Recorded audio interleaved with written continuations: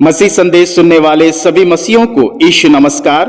मसीह संदेश में आज हम उत्पत्ति उसका 3 अध्याय 12 से 13 पद को देखेंगे कि लैंत के 13वें दिन परमेश्वर का वचन हमसे क्या कहता है। उत्पत्ति उसका 3 अध्याय 12 से 13 पद। आदम ने कहा, जिस स्त्री को तूने मेरे संग रहने को दिया है उसी ने उस वृक्ष का फल मुझे दिया और मैंने खाया। तब यहोवा परमेश्वर ने स्त्री से कहा, तूने ये क्या किया है?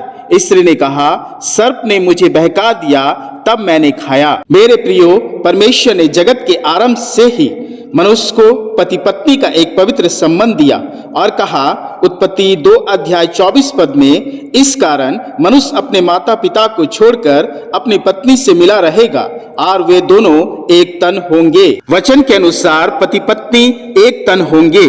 परमेश्वर की दृष्टि में वे दो नहीं बल्कि एक ही गिना जाएगा, इसलिए उनका रिश्ता पवित्र और पाप रहित होना अति आवश्यक ठहरा। और हम जानते हैं कि शैतान इसी रिश्ते को सबसे पहले कमजोर किया, पति पत्नी के रिश्ते को। और इस रिश्ते में पाप, झूठ, अनाज्ञाकारिता, गलतफहमी, डाह, विश्वासघात उत्पन्न हो गई और परमेश्वर के साथ पति पत्नी का आत्मिक संबंध भी टूट गया। आज भी शैतान एक घर को, पति पत्नी के रिश्ते को सबसे पहले आक्रमण करता है और इसी कारण कई मसीही वैवाहिक रिश्ता आज कमजोर पड़ गई है। पति पत्नी के रिश्तों में कई पापों ने अपना घर बना लिया है, जैसे झूठ, अनाज्ञाकारिता, डिवोर्स, दोष, व्यभिचारिता, धोखा, लड़ाई, मारपीट, गलतफहमियां और नफरत। मेरे प्रियो, कई बार देखा जाता है कि कई घरों में पति अपने रास्ते और पत्नी अपने रास्ते चलती है और अपनी अपने जीवन की मनमानी करते हैं। और कई घरों में पति पत्नी दोनों सहसहमति से पाप करते हैं, साथ में परमेश्वर की आज्ञा तोड़ते हैं और कई पाप अपने आपसी तालमेल से करते हैं। मेरे प्रियो, बाइबल में कई उदाहरण हैं कि कैसे पाप के कारण पति पत्नी का संबंध नाश हो गया। आदम और हवा, जिनके पाप के कारण उन्हें परमेश्वर की उपस्थिति छोड़नी पड़ी और बड़ा बेटा कैन अपने भाई हाबिल का हत्यारा भी बना। सारा और अब्राहम के आपसी पाप के कारण इस्माइल का जन्म हुआ।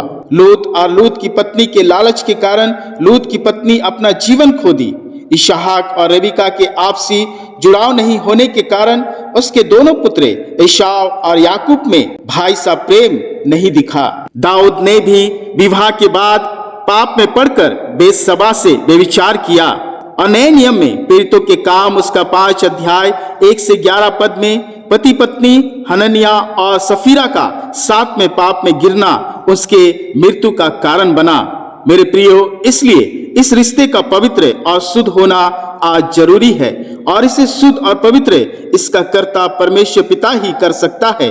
पति पत्नी के रिश्तों में छोटे छोटे पाप इस रिश्ते को खत्म कर देती है, इसलिए जरूरी है कि पति पत्नी को साथ में पश्चातापी हृदय लेकर यहोवा के पास आना चाहिए ताकि यह पवित्र रिश्ता यहोवा परमेश्वर की दृष्टि में ग्रहण योग्य ठहरे। उन पापों को मानना होगा जो एक दूसरे के विरुद्ध हमने किए हैं, क्योंकि परमेश्वर ही इस रिश्ते को सुधार और ठीक कर सकता है।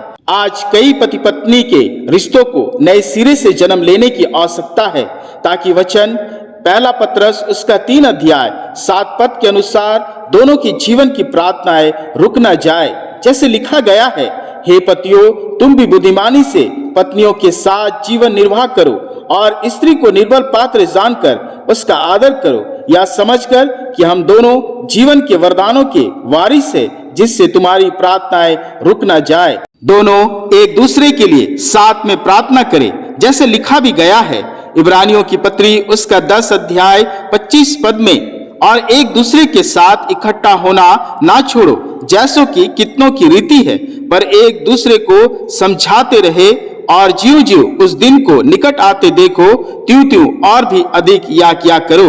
मेरे प्रियो, पति पत्नी को एक साथ चलना है, एक साथ रहना है ताकि अगर एक गिरे तो दूसरा उसे उठाए, जैसे शैतान हवा को अकेला पाकर बहका दिया। जैसा वचन पहला कुरिन्थियों उसका 7 अध्याय 5 पद कहता है, तुम एक दूसरे से अलग ना रहो परंतु केवल कुछ समय तक आपस की सहमति से प्रार्थना के लिए अवकाश मिले और फिर एक साथ रहो, ऐसा ना हो कि तुम्हारे असंयम के कारण शैतान तुम्हें परखे। मेरे प्रियो, पति पत्नी को एक दूसरे का उन्नति का कारण बनना चाहिए, जैसा वचन भी कहता है, पहला थिस्सलुनीकियों उसका 5 अध्याय 11 पद, इस कारण एक दूसरे को शांति दो और एक दूसरे की उन्नति का कारण बनो।